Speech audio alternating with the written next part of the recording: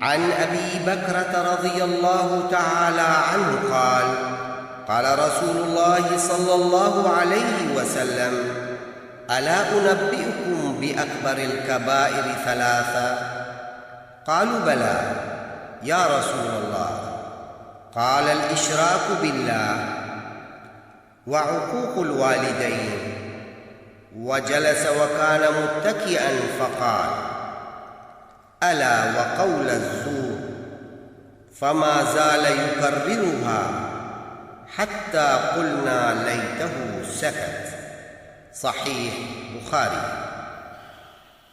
حضرت ابو بکر رضی اللہ عنہ بیان کرتے ہیں کہ ایک دفعہ رسول اللہ صلی اللہ علیہ وسلم نے فرمایا کہ اے لوگو، کیا میں تمہیں سب سے بڑے گناہوں پر مطلع نہ کروں؟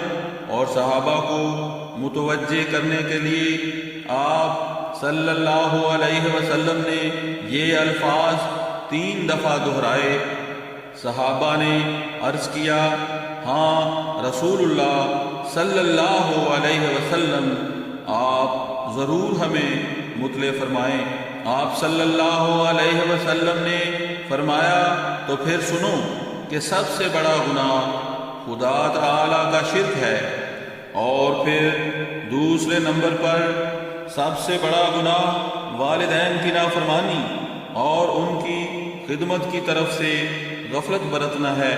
اور یہ بات کہتے ہوئے آپ تکیے کا سہارا چھوڑ کر جوش کے ساتھ بیٹھ گئے، اور پھر فرمایا، اچھی طرح سن لو کہ اس کے بعد سب سے بڑا گناہ جھوٹ بولنا ہے۔